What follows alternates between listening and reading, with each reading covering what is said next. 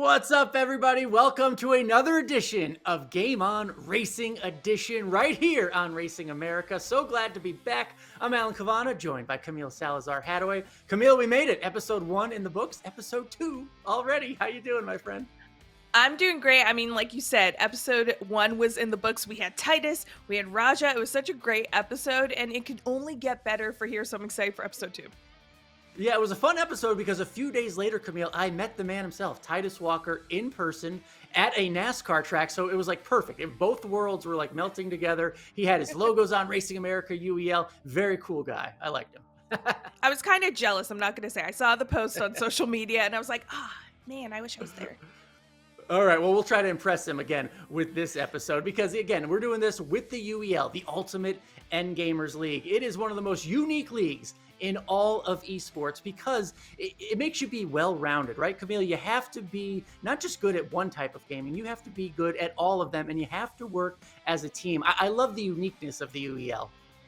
Yeah, I mean, it does take a lot of skill, but also like a lot of people behind the players, like coaches, that really put a lot of work in for these players. That's one of the things I'm learning, especially these live events that we go to in the UEL and in gaming in general. I didn't realize the level of coaching, how necessary that was, right? I think of gaming as a very individual thing. This is your world. Tell me about coaching in gaming. How does that work? Well, it's similar to a lot of other sports, right? You have to have coaches there in order to really analyze the player's performance and help them tweak all their little skill sets, their inputs, understand if there's any updates to the game and how they could better their performance in their next rounds. And, you know, their coaches are with them a lot of the time, a lot of the time. So, I mean, it's a relationship that they have to really enjoy and a bond that I think is very hard to separate player and coach. And the good thing too for these players is these coaches know that experience. They come from professional competitive gaming as well, often veterans and previous pros. So they're getting a lot of experience and insight when they go into new tournaments. That sounds like something we see in NASCAR a lot. The crew chief sometimes. That's kind of what the coach is in NASCAR. Sometimes they're former drivers, right? Now they are in charge of being that coach for the driver, especially on the radio during the race, coming up with the strategy. The driver has all the skill. They got to do what they do out on the track. But in terms of relationship, it sounds very similar, Camille, because other than a husband or wife, the crew chief is maybe the most important relationship for a driver. You got to know how to communicate. You got to know what someone is saying, especially how they're saying and how that could differ. I'm seeing a lot of similarities between gaming and the crew chief role in NASCAR. It's pretty neat. So we're going to talk about coaching. That is our main topic of the day. One of our guests coming up, Damien Veal, aka the Cat. He is a champion in the UEL. He is one of the top guys, owner, coach. He's going to tell us all about it. I'm looking forward to that. And we're also going to have Anthony Alfredo, aka Fast Pasta. If you are not aware, we'll talk more about that later. But he is a Xfinity Series driver as well as a part-time Cup Series driver as well. And he's been very vocal with being a part of that sim community and really showing his love for the sim on his socials, sometimes sharing virtual apps as well. So we're going to be able to sit down with him and talk more about that experience. Yeah, one of the many making that sim to reality journey. Can't wait to talk about that. But this show, the point of it is to help get you involved, right? To get the viewer involved in the UEL. If you want to be more involved in the UEL, this really great league of well-rounded gamers, just go to their website. Let's sign up. Let's do this together. UELsports.com/sign up. Just go to the website. Give them a little information. They'll hit you back on Discord. That's all you have to do to be a part of season 10 that's coming up. Season 9 was a banger, the way it ended in overtime of overtime of overtime. Season 10 is going to be even crazier. If you think you can hang, we want you to be a part of this. So make sure you go to the website, sign up. They'll hit you back on Discord. Camille, do you have what it takes? What do you think? I don't know if I have what it takes, Alan, but I'm pretty sure you guys out there have what it takes with all your skills in gaming as well. And then the cool thing is with UEL, it's joining that Discord, but also learning about the other things that they do. They did this really cool camp a few weeks ago called Camp End Gamers, which was targeted for 12 to 18 years old. And it really pulls back that curtain behind the esports scenes, teaching them about broadcast in esports and how that competitive scene is. And if you want to look at how that looks, well, take a look at this video. My name is Lamar, and I'm at Camp Gang Games. What's up, guys? It's your boy Orbital on KBM. Today I'm at Pro Gamers trying to be a pro gamer.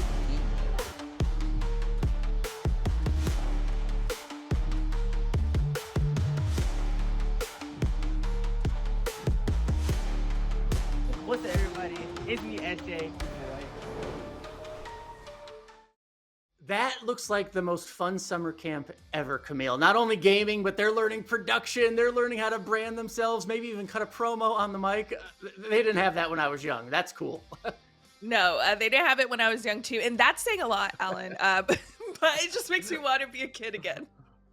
Absolutely. Well, that's what we're learning more about the UEL. And when we come back, our first guest, Damien Veal, aka Cat, will join us right here on the show. Stay with us.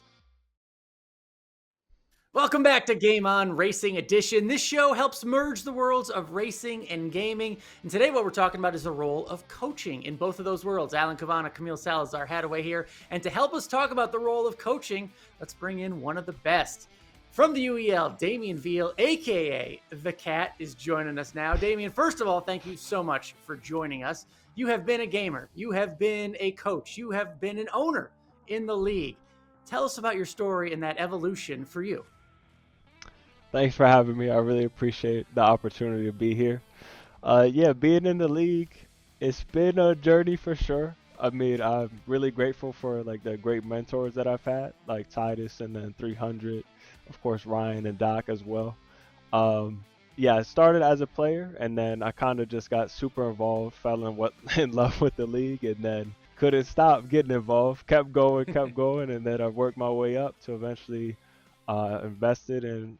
Now I'm a team owner of the Reapers, and it's been great. Well, you mentioned them right there, the Reapers. That is your team, and you led them to 4 championships, which is pretty crazy.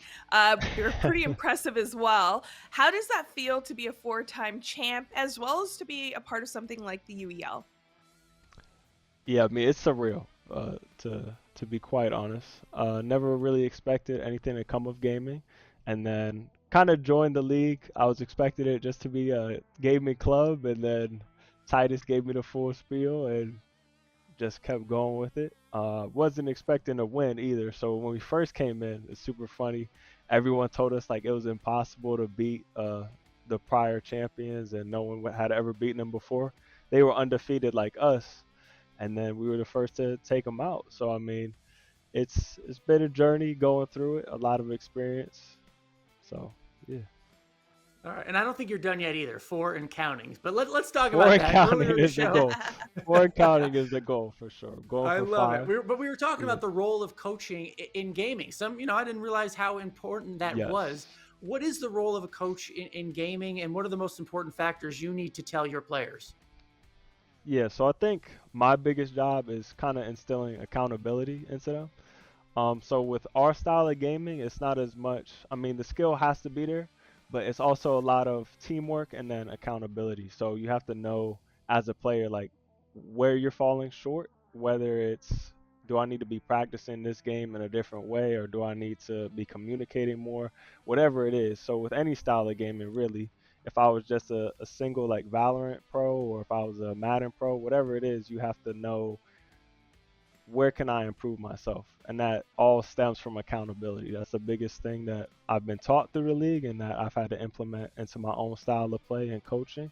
And that's what I try to hammer into my players too, is just own up to your mistakes and then learn from it instead of trying to, put it under the carpet or put it under the rug and, hide where you're going wrong, but learn from those mistakes instead. Now, earlier in the show, we talked about, the similarities and skills between racing and esports, teamwork, communication, accountability, which you mentioned. What would you say, other than accountability, is the most important skills in esports? The most important skills, communication. I think I would say coachability, communication, but reaction to mental focus, like you guys were saying. Can you focus on the game? Can you not let the other team distract you? Can you adjust when you need to. So if the game's not going how you were hoping, if everything's going sideways, can you fix it, or are you just going to break down? So a lot of it comes from attitude and then focus, and then of course communicating with your teammates. Like if your teammate is messing up, like say we're playing a racing game and then your teammate is ramming into you, how quick are you going to be able to tell them and relay it to each other, kind of thing. Accountability, communication. I love it. I wish we could talk more. I learned a lot from you, Damien. Thank you so much for being here on the show. Looking forward to your next season and future success. Thank you. Thank you. Thank you for having me. I really appreciate it. All right, that was the Cat right here on Game On Racing Edition. When we come back, we're going over to the NASCAR world. Xfinity Series driver Anthony Alfredo joins us. Stay with us. Welcome back, everybody. Thanks for joining us here on our new show, Game On Racing Edition.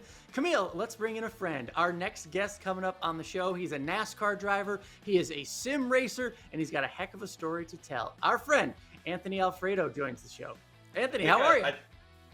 I'm doing well, thanks. I'm glad to have you, and glad to be on the show with you guys. I've been kind of seeing what you guys have been working on with some of this Game On adventure. And obviously coming from a sim racing esports background and transitioning to real life motorsports, it's a great opportunity to kind of just kick the ball around and talk racing on track virtually and in the real world. Yeah, let's start there. Let's talk about let's start with your sim racing background. How do you get into it, and then where does it go from there? So I was a huge race fan growing up, but always playing video games. And I built my first PC when I was actually 12 years old for iRacing, because I was playing a lot of racing games, and I literally just looked up what the most realistic racing game that was out there was. And I found iRacing, which is not a game, it's simulation, right? You have real life track scans, real life cars that have accurate physics modeled. And now I have this big SimSeats driving simulator behind me, but it all started with this Logitech G wheel at my desk, and I just got hooked. And when I started actually racing in legend cars and eventually late models, I realized how useful of a tool it was, because it wasn't just really fun, and obviously there's a whole community on there that I've met a lot of people through, but it really is a legitimate training tool to prepare for real life races and hone your craft. Well, that's the beauty of iRacing, I think. You could start off with a desk mount and then go for a full sim rig, which is pretty cool. On social media, you're very active. We often see you use the hashtag #SimToReality. What does that hashtag mean to you, and how has the sim helped you in your real life?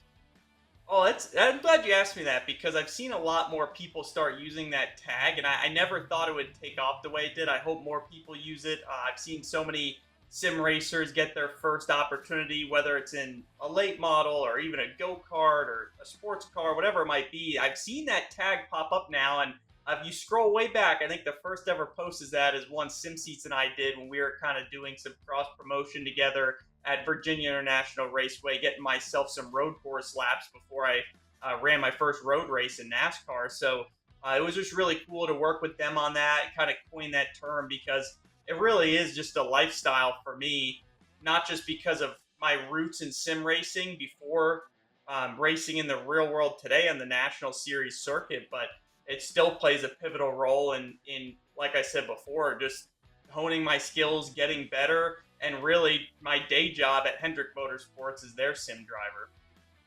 Yeah, we're going to talk about that coming up. But first, this show, Anthony, is about connecting the racing world and the esports gaming world.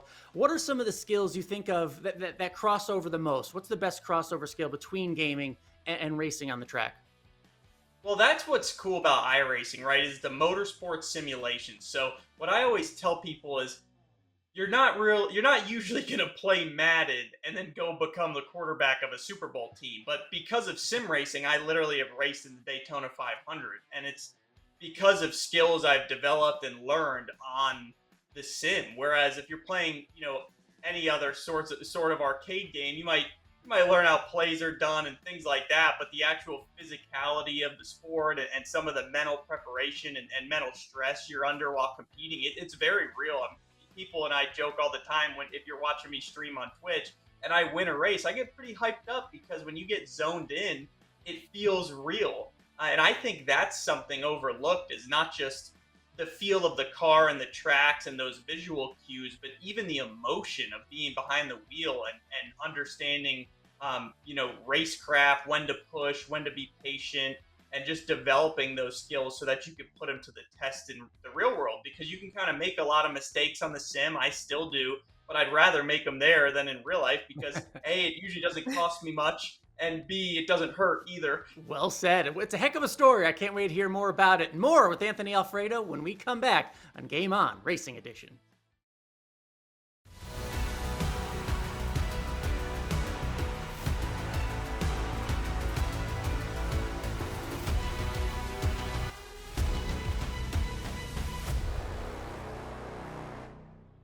Welcome back to Game On Racing Edition. Alan Cavana, Camille Salazar Hadaway, and Xfinity Series driver Anthony Alfredo still with us. Anthony, Xfinity Racing is your Saturday job, but you're, say, Monday through Thursday.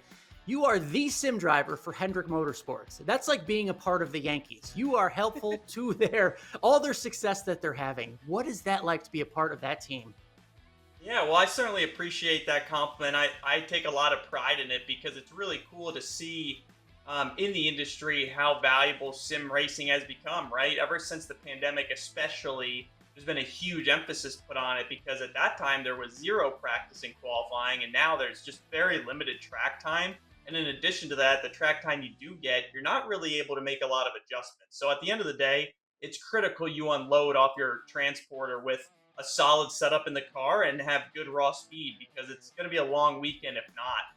And we spend so much time on the simulator doing a lot of correlation to the real world, obviously, to make sure the model's realistic. But from there, developing setups, making our cars faster, working on tracks we struggle at, and at the tracks that they perform well at, which is most of them, we were able to continue to find success. So to be a part of that is really special.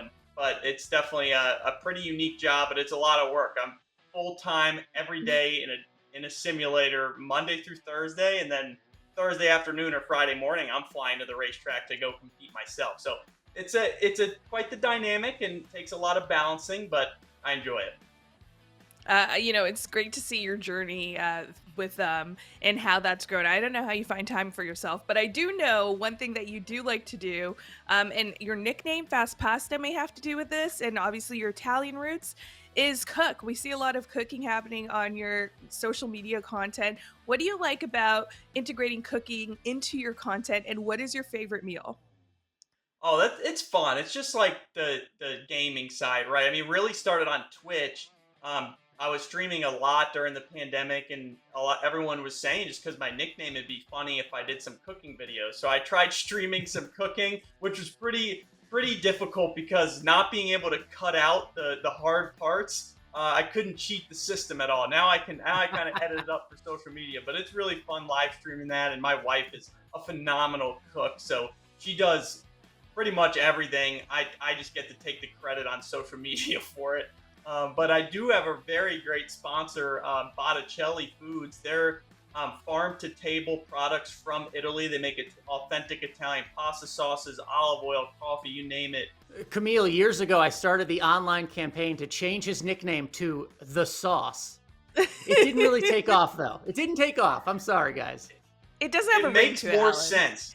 You are correct in that it makes more sense, but fast pasta stuck, man.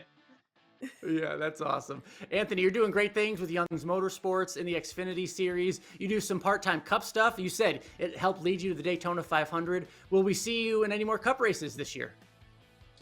Yeah, I hope to be back with Beard Motorsports and their number 62 Chevrolet. We've got some really great partners. We've been building up around that program to tackle the Daytona 500 and then the Talladega races each year. So that's really fun. We've led a lot of laps together and finished inside the top 10 before. So for a small team with one employee, that's something to be proud of. And on the Xfinity side, we're not hanging our heads at all at Young's Motorsports. The new growing program, single car team. We don't have an alliance. We don't have any support, and technical partners to lean on. So we're building it from the ground up. It's like grassroots racing. It reminds me of late model racing a lot. Life lesson in racing, and that's just you keep pushing through, and there's always light at the end of the tunnel. So I know we're gonna get back on track, have some success, and hopefully surprise a lot of people by the end of the season. Welcome back. What a great episode this has been. Camille, I just realized we talked to the cat and we talked to Fast Pasta. Two really great nicknames. I mean, what a show. I want a nickname like that. Maybe, what would your nickname be actually, Alan? Copa. I'm the Copa all the way. That'd be a good gamer name. That's yeah, fair. How about you? The Cam. I'm gonna keep it simple. The Cam. I love But you know it. what I loved the most? Besides all the nicknames, we learned a lot from them. It was really cool to hear them talk about their skills and what meshes well, and that similarity between gaming and racing. One thing though they didn't mention, but we saw, is the passion that both of them had. Absolutely. And I learned a lot about coaching in esports, right? Accountability and communication. Those were two things. Those are life lessons. Those aren't just gaming lessons, NASCAR lessons. Those are life lessons. I learned that's really stressed. If you want to be a part of the UEL, make sure you go there, uelesports.com/sign up. Give them some info. They'll hit you back on the Discord. We want you a part of this league. Camille, another awesome show. Happy you're back. We'll be back 2 weeks from now. You can catch this show every other week on Racing America, 8 p.m. Eastern on Thursdays. Again, every other Thursday, 8 p.m. Eastern. For Camille Salazar-Hadaway, I'm Alan Cavana. We'll see you next time.